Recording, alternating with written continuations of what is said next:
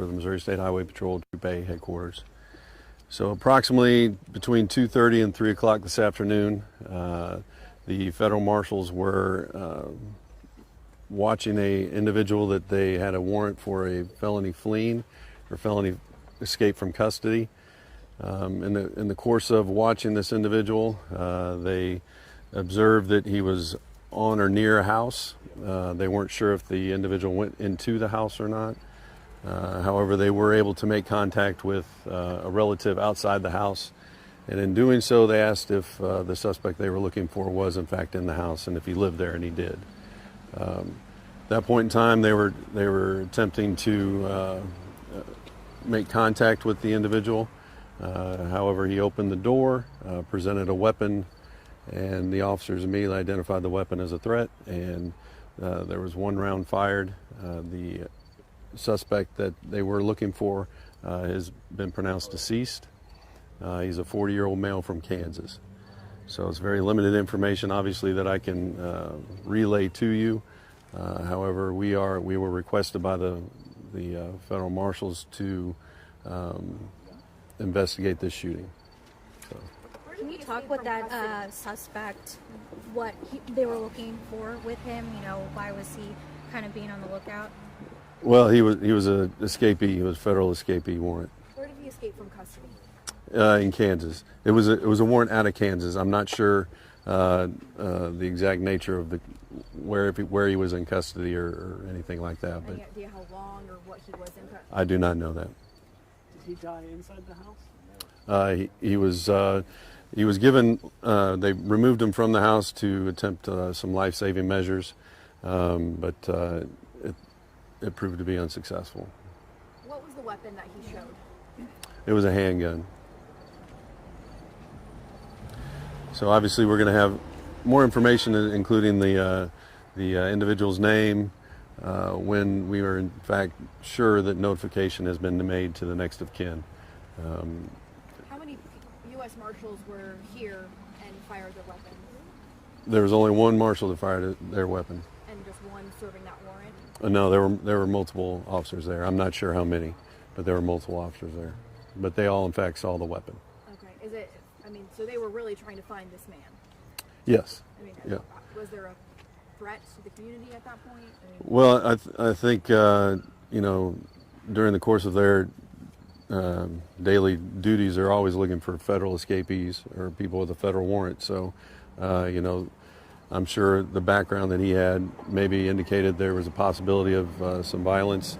I believe he is also a suspect in a shooting in Kansas City, Kansas, as well as an aggravated robbery.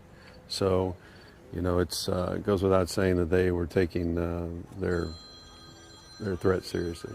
Do you guys know how long he has been on the run? I do not know that. I don't know that. Did those two crimes happen while he escaped or prior to being in custody? That I don't know. I don't know that either. Did you say there was a relative was at the house and the guy was by Correct. There was a relative at the house that indicated that he was inside the house. In fact, inside the house, as well as currently living in that residence. Then when he came, we'll fuzzy on the details. They approached the relative, and that's when the suspect came out and showed his weapons. Well, they talked to the relative and the relative indicated he was in fact inside the house, and that he did live there. And during the course of wanting to make contact with him, he presented himself in the doorway with a weapon. Did he say anything? That I'm not aware of. I don't know. So what's the status of the investigation right now? We see that the whole street is cut off. Some people live on this block. Right. It's going to take a little bit of time just to gather all the evidence that is there. We're going to try and do it as thoroughly as possible, as quick as possible. But we want to make sure we're doing a thorough job. So I can't give a time frame as to how long this block is going to be closed. But right now it's going to be closed for a bit. So if you haven't cars in the street and driveway, if those are all U.S. Marshal cars or? That I don't know. I'm sure maybe a few of them are. I don't know if they're other relatives, or I don't know if they're other residents' vehicles. I'm not sure. Could you go ahead and once again at the beginning? We got the beginning cut off. what happened? Do that soundbite again. So about 2:30, 3 o'clock, members of the federal marshals, they were looking for an individual. That individual was near a residence. They lost sight of him. They weren't sure if he went around the residence or inside. There was a individual that was identified as a relative outside the house. He did in fact say he was inside that residence and that he lived there. So when they were going to attempt to make contact with the suspect, he presented himself in the doorway and presented a weapon towards the officers. That's when one officer fired one round. So he's pointing the weapon at the officer. Correct. So Correct. the investigation's over with, right? It's still going on. We still have interviews to do. We still have evidence that we got to recover, and we're making sure that we have all the facts as they have Just ordered. say that because there's a lot of information that you're giving us that KCPD has told you, and you're investigating it. Do you know how many? I'm not investigating Kansas City Police Department. No, this is a federal marshal officer involved shooting investigation.